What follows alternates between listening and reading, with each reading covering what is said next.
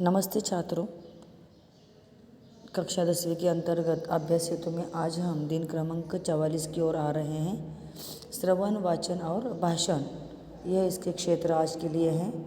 अपेक्षित कौशल्य में गद्य खंड के अंतर्गत हमें उसे श्रवण करना है एकाग्रता से और अपने विचारों को व्यक्त करने का प्रयास करना है, प्रयत्न करना है।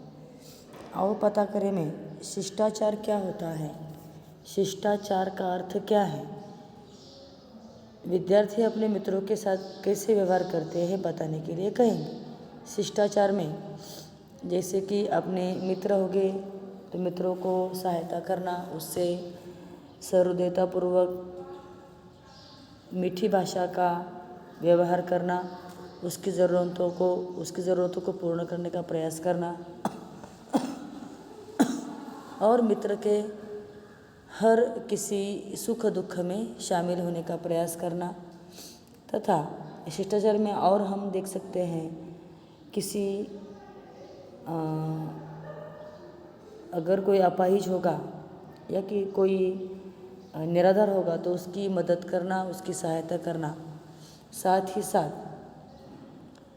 कोई भी किसी की वस्तु अगर हमें महंगी प्राप्त हुई तो वह उस तक पहुंचाने का प्रयास करना, प्रयत्न करना। गरीबों के लिए दान धर्म करना, यह व्यक्ति को देखकर पढ़ाई में हमें प्रवीण बनना है, अपने निश्चित ध्येय की ओर बढ़ना है, तो इसे हम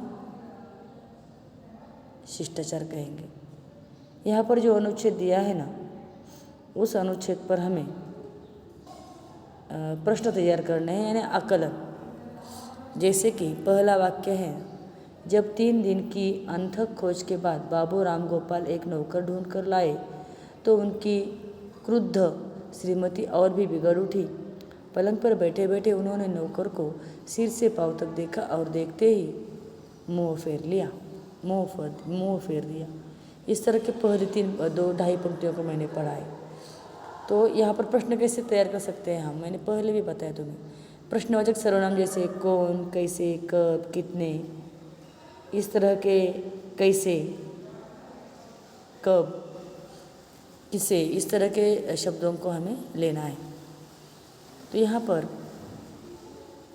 कितने दिनों से बाबू राम गोपाल नौकर को खोज रहे थे, तो एक शब्द में उत्तर है 3 दिनों से। इस तरह के प्रश्न को हमें तैयार करना है। यह पूरा अनुच्छेद पढ़कर इसके लिए गद्य खंड पर आकलन करना है और प्रश्न पूछने हैं। नीचे कृति दी है, इस कृति में प्रश्नों के उत्तर लिखने हैं। उसके बाद आओ सक्षम बने के अंतर्गत तो इस तरह अभी दूसरा अनुच्छेद भी यहाँ पर दिया है। पंक्तिबद्ध और एकजुट रहने के कारण दांत बहुत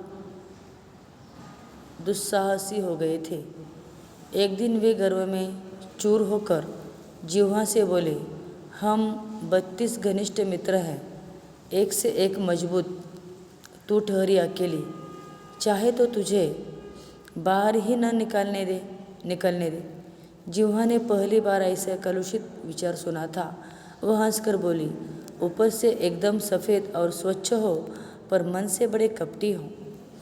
ऊपर से स्वच्छ और अंदर से काले घोषित करने वाली जीभ, वाचालता छोड़ अपने औकात में रह, हम तुझे दबा सकते हैं।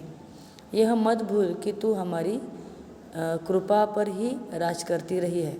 दांतों ने किटकिटा कर कहा, जीभ ने नम्रता बनाए रखी किंतु उत्तर दिया, दूसरों को चबा जाने की ललक रखने वाले बहुत जल्दी टूटते भी हैं, सामने वाले तो और जल्दी गिर जाते हैं। तुम लोग अवसरवादी हो, मनुष्य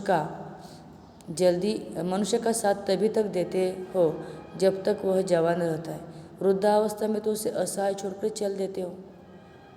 यहाँ पर इस का मौन प्रश्न कर यहाँ पर तुम्हें कृति को भी लिखना है और इस तरह के उत्तरों को लिखकर और सृजन करो में यदि बिजली नहीं होती तो इस विषय पर निबंध लिखना है और पूरक साहित्य स्रोत जो है दूरदर्शन, रेडियो, यूट्यूब पर हास्य कविता सुनना है और सुनाना है। प्रेमचंद जी की कोई कहानी पढ़ना है और उसका आशय अपने शब्द में व्यक्त करना है। ठीक है, यहाँ तक हमने आज पूर्ण किया है। इसे तुम पढ़ोगे, समझोगे, कापी में उतारोगे, आशा करती हूँ, और यहीं पर रुकती हूँ। घर पर रहो, सुरक्षित रहो। धन्यवाद का आरोग्य का ध्यान रखो। धन्यवाद।